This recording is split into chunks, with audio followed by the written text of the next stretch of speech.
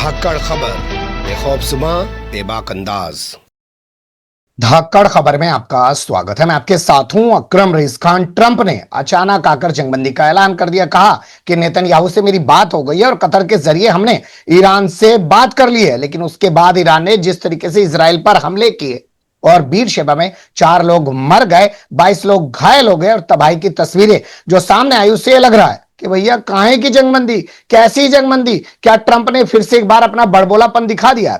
और ये सब जो जंगबंदी का ऐलान आनन फानन में किया ट्रंप ने, क्या इसके पीछे जिस तरीके से ईरान के विदेश मंत्री आयतुल्लाह अली खामनेई का एक पत्र लेकर जाकर मिले हैं पुतिन से, वो है, या स्टेट हॉर्मुज को बंद करने का जो प्रस्ताव ईरानी संसद ने पास कर दिया है, वो एक वजह है? या पूरी दुनिया में या अमेरिका के अंदर जो विरोध हो रहा था वो एक वजह है? या जो नूरा कुश्ती सी नजर आ रही है क्योंकि ईरान ने जिस तरीके से कतर में हमले किए, 14 मिसाइल दागी, 13 मिसाइलों को इंटरसेप्ट कर लिया गया, हवा में ही उनको खत्म कर दिया गया, एक को ऐसे ही छोड़ दिया गया और उससे भी कोई खास नुकसान नहीं पहुंचा है। और उस पर ट्रंप का ये कहना कि बहुत शुक्रिया, हम चाहते हैं कि अब जंगबंदी हो जाए, सारा झगड़ा खत्म हो जाए। इन सब के आसपास अपनी बातचीत को रखने की कोशिश करेंगे क्योंकि हमारे साथ जुड़ने जा रहे हैं मोहम्मद अहमद काजमी साहब, जो मीडिया स्टार बल के संपादक हैं। रोजाना आप देखते ही हैं उनको, दिन में 2 बार आपके सामने लाइव करते हैं और भी कई इशू पर वो बात करते रहते हैं। बहुत शुक्रिया सर वक्त देने के लिए।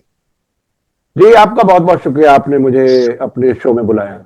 शुरुआत अगर मैं करूं कि कतर पे जो हमले किए गए, जिसके बारे में कतर का कहना है कि जी हमें तो ईरान ने पहले बता दिया था, उसके बाद ईरान का ये बयान देना कि तुम तो हमारे हमसाया मुल्क हो, पड़ोसी हो, हमने तुम्हारे ऊपर हमले नहीं किए हैं, हमने तो अमेरिका के बेस को निशाना बनाया है। 14 मिसाइलें चलाना और 13 इंटरसेप्ट कर लेना, एक जाके कहीं इधर उधर गिर गई, उससे कोई नुकसान ना होना, ये क्या दिखाता है? सब कुछ नूरा कुश्ती चल रही थी क्या?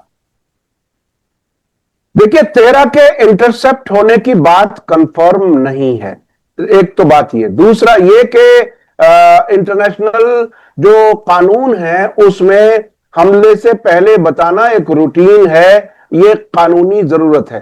तीसरी बात, इसे अगर नूरा कुश्ती कहा जाए तो क्या 19-20 महीने से सारी नूरा कुश्ती हो रही है जिसमें इतने लाखों फिलिस्तीनी मारे गए, बेघर हुए, जख्मी हुए? ये असल में नूरा कुश्ती कहना बहुत मुनासिब नहीं है। मुझे जो लगता है वो ये कि ईरान ने अपनी ताकत दिखाई है अमेरिका के हमले के बाद, और वो ये कह रहा है कि मुझे कानूनी हक है कि मैं आपके जो बेसिस हैं, आपके फौजी हैं, उन पर हमला करूं। लेकिन साथ साथ पुतिन से जो मुलाकात हुई है, मुझे ऐसा लगता है कि पुतिन से मुलाकात में ये बात तय हो गई या ईरान ने इन्फॉर्म कर दिया कि हम ये कुछ करने जा रहे हैं, तो उसके हिसाब से किया। और अगर ये असरदार ना होता, या ये कहिए कि इससे अगर खौफजदा ना होते ट्रंप, तो वो फौरन कुछ ही घंटे में जंगबंदी का ऐलान कैसे कर देते? और फिर ये भी कह रहे हैं वो, एक तो देखिए, ट्रंप के किसी बात पर भरोसा करना बड़ा मुश्किल है। उन्होंने भारत पाकिस्तान के बीच में भी जो जंगबंदी हुई उसमें पहले ऐलान किया, मोदी जी अब तक बेचारे रोते फिर रहे, वो कह रहे हैं कि नहीं नहीं साहब ऐसा तो नहीं है, और वो ऊंची आवाज से ये भी नहीं कह पा रहे कि ट्रंप झूठ बोल रहे हैं। तो ये ट्रंप जो है वो न मालूम किस किस को कहां कहां कैसे कैसे इस्तेमाल कर लेता है। अब नेतन्याहू की तरफ से आवाज बंद है। वहां जो मीटिंग हुई है सुबह तक आज, उसमें उन्होंने अपने मिनिस्टर्स से खामोश रहने को कहा है, कोई बयान नहीं देगा। और ऐसा लगता है कि नेतन्याहू अपने अरब दोस्तों के जरिए ईरान को बार बार मैसेज दिला रहे हैं कि किसी तरह से ये जंगबंदी हो जाए। और जो हाल इजराइल का किया है ईरान ने, उसमें सारे जो इंपॉर्टेंट इंस्टॉलेशंस हो सकते हैं, डिफेंस मिनिस्ट्री, मोसाद, उनका जो जो शेयर का इंटेलिजेंस, और जहां जहां ये कारोबारी शेयर्स वो होते हैं, क्या कहते हैं, स्टॉक एक्सचेंज, ये सब इन्होंने बहुत सी चीजें, इंस्टीट्यूशंस तबाह किए हैं और कर रहे हैं, और बहुत ही एक्यूरेसी के साथ कर रहे हैं। तो ये मुझे ऐसा लगता है कि शायद ताकत का इस्तेमाल ही इस वक्त अमन लाने का रास्ता हो सकता है। हालांकि नेतन्याहू, ये तो नेतन्याहू का डायलॉग है सर कि ताकत से शांति आ सकती है। तो बिल्कुल हालांकि ये जुमला नेतन्याहू का है, जो 2 दिन पहले ही उन्होंने कहा था कि ताकत से शांति आती है, लेकिन ईरान ने भी शायद उसी तरह से साबित किया है, अपनी ताकत दिखाई है, और उसके बाद ट्रंप जो है वो जंगबंदी की बात कर रहे हैं। अभी तक दोनों तरफ से ऑफिशियली जंगबंदी का ऐलान नहीं है। ठीक है। और अब्बास अराक्ची ने यह कहा कि अगर इजराइल हमले बंद कर देगा तो हम भी हमले रोक देंगे। अभी अभी बहुत ही फ्रेजाइल सिचुएशन है, कुछ भी यकीन नहीं किया जा सकता। हमले जारी रहेंगे या शाम तक कोई जंगबंदी हो जाएगी। चलिए देखते हैं, पहले 6 घंटे का टाइम दिया, फिर उसके बाद 12 घंटे का एक टाइम पीरियड दिया, फिर उसके बाद 12 घंटे का एक टाइम पीरियड दिया और कहा कि 24 घंटे बाद ये 12 दिन की जो जंगबंदी चल रही थी, इसमें मुस्तकिल जंग चल रही थी, उसमें जंगबंदी हो जाएगी। लेकिन आपने 2 चीजें कही सर। आपने कहा कि कतर में जो ईरान ने हमले किए उसके दबाव में आके या उसके चलते जो है ट्रंप ने जो जंगबंदी का ऐलान कर दिया आनन फानन में आके। लेकिन आपको नहीं लगता कि जो वो हासिल करना चाहते थे, उन्होंने कहा कि हम ईरान के परमाणु ठिकानों पर हमले करेंगे, उनको तबाह बर्बाद कर देंगे, वो कर दिया। अब उसके बाद उनका मकसद ही क्या बचा? जंगबंदी का ऐलान तो कर ही देंगे ना वो। देखिए, ईरान ने जब ये हमला हुआ, एक बात तो ये कही कि उन्होंने भी अपने एयर डिफेंस सिस्टम्स एक्टिव किए और उनका हमला कामयाब उस तरह से नहीं हुआ। दूसरी बात उन्होंने कही कि जमीन के ऊपर कुछ स्ट्रक्चर को हमला नुकसान हुआ है, अंदर तक वो नहीं पहुंच सका। तीसरी बात जो उन्होंने ये कही कि एनरिच यूरेनियम को उन्होंने पहले ही इन तीनों जगहों से हटा दिया था, किसी सेफ जगह पर शिफ्ट कर दिया था। इसलिए वहां के आसपास के रहने वाले लोगों को यह साफ तौर पर सरकार ने कहा कि आप बिल्कुल बेफिक्र होकर के, निश्चिंत होकर के रहें, यहां रेडिएशन ना हुआ है ना होगा, क्योंकि हम यहां से हटा चुके थे। तो वहां भी कोई बड़ा नुकसान उस तरह से नहीं हुआ। नेतन्याहू ने ट्रंप ने बहुत बड़ी उसे कामयाबी बनाकर के पेश किया, लेकिन जब ईरान से ऐसी रिपोर्टें आ गई तो वहां भी एक तरह की खामोशी है कि वो ऐसा लगा कि जिसे कहते हैं ना कि खोदा पहाड़ निकली चुइयां वाली बात, वहां पर भी ऐसा ही कुछ हुआ है। वहां पर भी ऐसा ही कुछ हुआ। आप कह रहे हैं कि लगातार ईरान जिस तरीके से इजराइल पर हमले कर रहा था या कर रहा है और जिससे इजराइल को नुकसान पहुंच रहा है, ये भी एक पहलू है ट्रंप की आनन फानन में जंगबंदी करने का।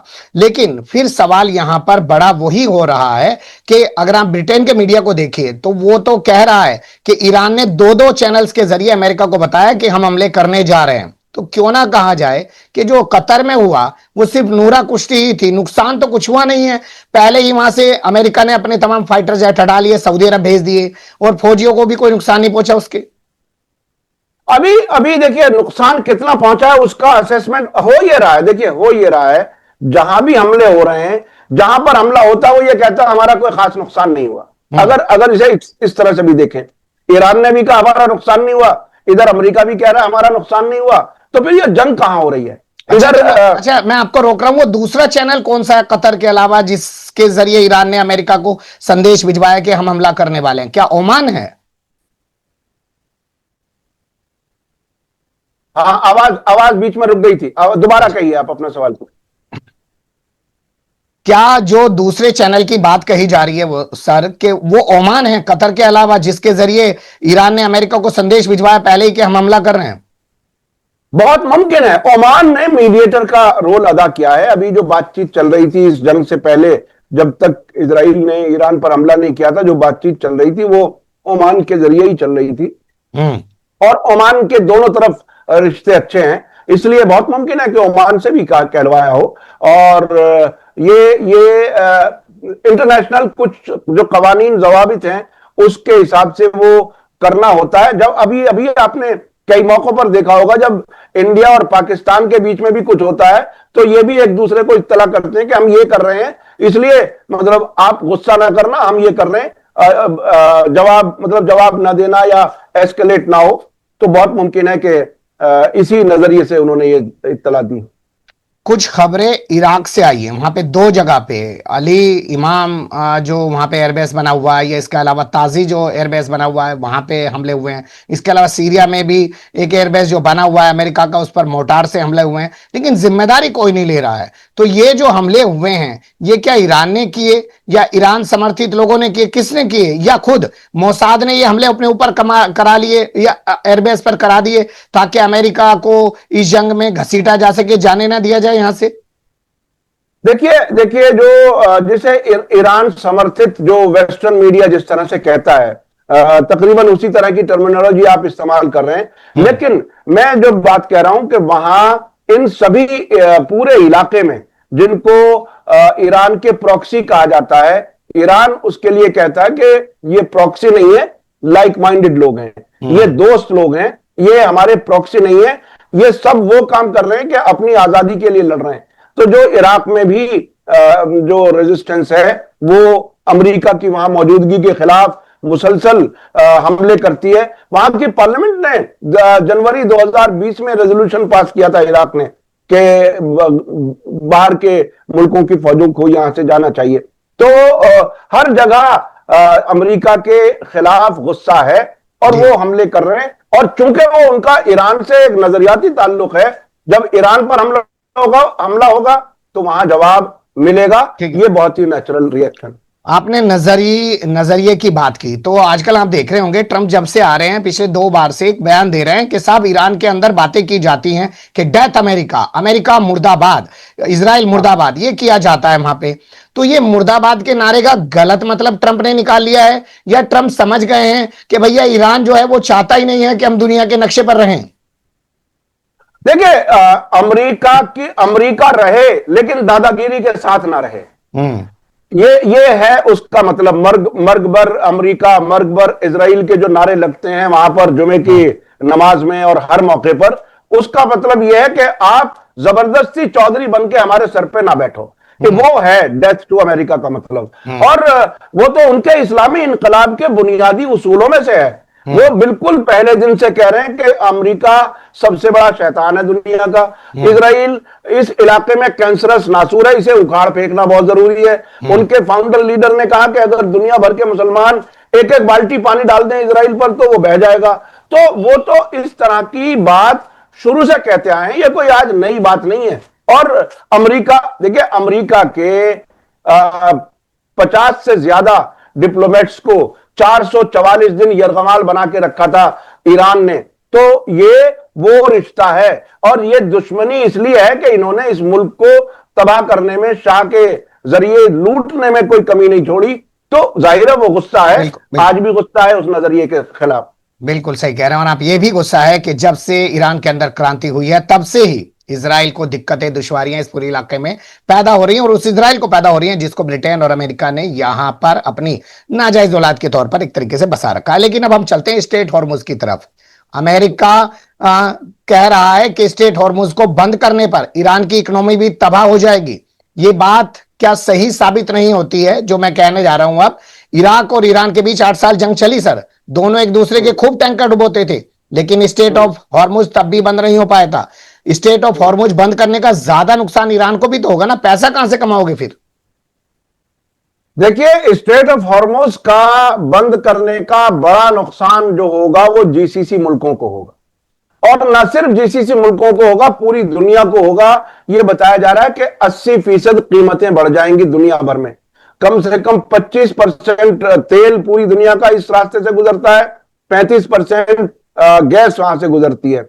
अगर वो रुकता है तो ये जो इजराइल के जो सपोर्टर हैं सब पर असर पड़ेगा, पूरी दुनिया की इकोनॉमी पर असर पड़ेगा। आपने कहा कि ईरान इराक जंग के दौरान जंग हुई और तब भी हॉर्मुज बंद नहीं हुआ।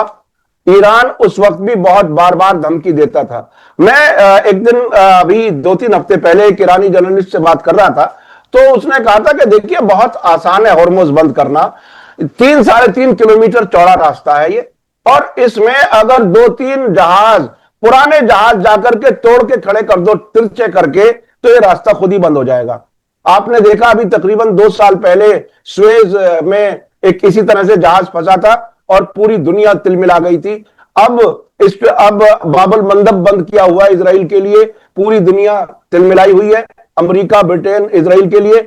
मैं ये कहता हूं कि दोनों रास्ते जो बहुत ही इंपॉर्टेंट है पूरी दुनिया की इकोनॉमी के लिए, चाहे वो बाबल मंदब हो, चाहे ये हॉर्मुज हो, ये दोनों ईरान या ईरान जैसे नजरिए के लोगों के कंट्रोल में है। जब चाहे दुनिया की इकोनॉमी का गला घोंट सकते हैं, ये ताकत इनके पास है। इसी ताकत की वजह से ये अमेरिका लेकिन बहादुर अपनी और इकोनॉमी ये का क्या करेंगे सर? अपनी इकोनॉमी पे भी तो असर पड़ेगा ना। पहले ही अर्थव्यवस्था चौपट पड़ी हुई है, पहले ही करेंसी डाउन पड़ी हुई है, उसे और बंद कर दोगे, आमदनी का जरिया बिल्कुल खत्म। ये बहुत ही कैलकुलेटेड मूव होगा, अगर हुआ तो, और वो हफ्ते 2 हफ्ते के लिए होगा, उतने में इकोनॉमी खराब नहीं होती। ये कोई महीनों और बरसों के लिए नहीं होगा। इसी में ये सब सीधे हो जाएंगे। एक कतर पे अमेरिकी बेस पर हमला हुआ, जंगबंदी का ऐलान हो गया। अगर 2 दिन के लिए हॉर्मुज बंद हो जाए तो देखना इनका क्या हाल होगा। चलिए, बहुत शुक्रिया, आपने बहुत बड़ी बात की है कि अगर 2 दिन के लिए हॉर्मुज बंद हो जाए तो देखिएगा इनका क्या हाल होगा। और क्या शायद, आप तो जानते हैं ट्रम्प धंधे की बात करता है, कहता है मैंने भारत और पाकिस्तान के भी धंधे की बात करके जंगबंदी करा दी, तो उसे लग रहा होगा कि भाई यहां से अगर ये सब हो गया तो धंधा ही चौपट हो जाएगा। धंधा ही चौपट हो जाएगा तो कहां का ट्रम्प और कहां की उसकी सरकार। शायद ये भी एक बड़ा असर पड़ा हो उस पर, इसलिए उसने आनन फानन में जंगबंदी कर दी है। जंगबंदी रहेगी कि नहीं रहेगी कुछ कहा नहीं जा सकता, क्योंकि जो हालात हैं वो तो कुछ ऐसी ही कहानी बयान कर रहे हैं कि हवा हवाई सिर्फ बातें की जा रही हैं। आपका बहुत शुक्रिया, आपने वक्त दिया। फिर आपके साथ किसी और मुद्दे पे जुड़ने की कोशिश करेंगे। मेहरबानी। आपका बहुत शुक्रिया। Thank you very much.